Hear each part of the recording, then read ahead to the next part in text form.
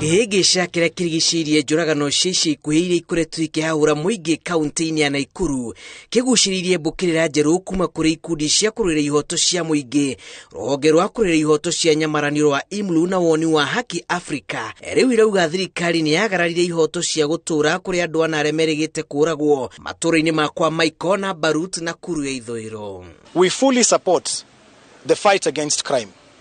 We fully support the fight against insecurity. No one wants any group of criminals running around attacking women and killing them.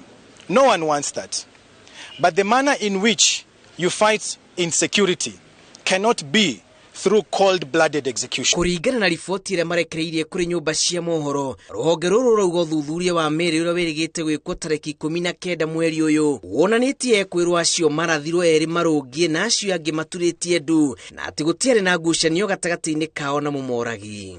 Kevin na Dennis ni mandugu zangu, walikuwa wananifuata nyuma na waliwawa tu na tujui kiini yake ni nini. Riboti ĩno nĩ mũgarũ na riboti ĩrĩa yarutirwo nĩ komanda wa borithi Nakuru Peter Mwanzo ya kuga borithi mamarathire gacagaca-inĩ ya kwĩgitĩra amu nĩ magwetanĩtwo na gĩkundi kĩa wĩkinaĩ kĩrĩa gĩkoretwo gĩkĩagagia mũingĩ Nakuru.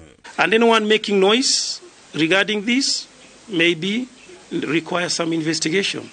They could be equally benefiting from the proceeds of this criminality or these criminal gangs. Ũthuthuria makĩria kũringana nao wonanirie atĩ mĩĩrĩ ya ekwĩrwo acio nĩ yakururirio haraya na harĩa yoragĩirwo, kĩonereria kĩa atĩ ũira megiĩ nĩ wathogirwo.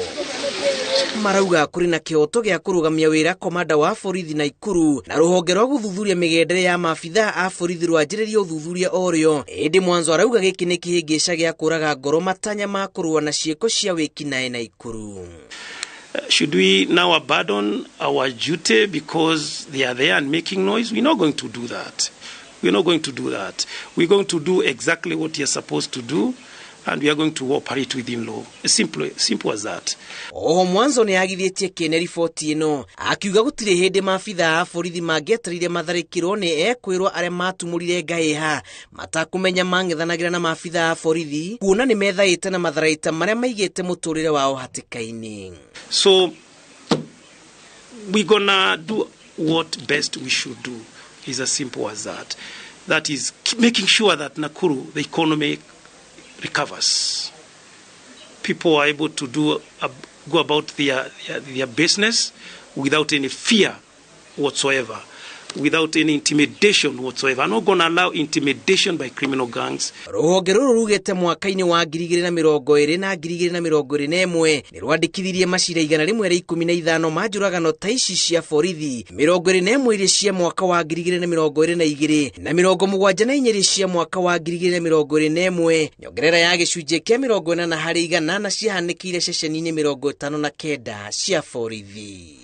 Ngĩribotera Inooro TV, njĩtagwo Julius Karithi wa Munene. Na tũgĩcokereria ndereti-inĩ ya ndurume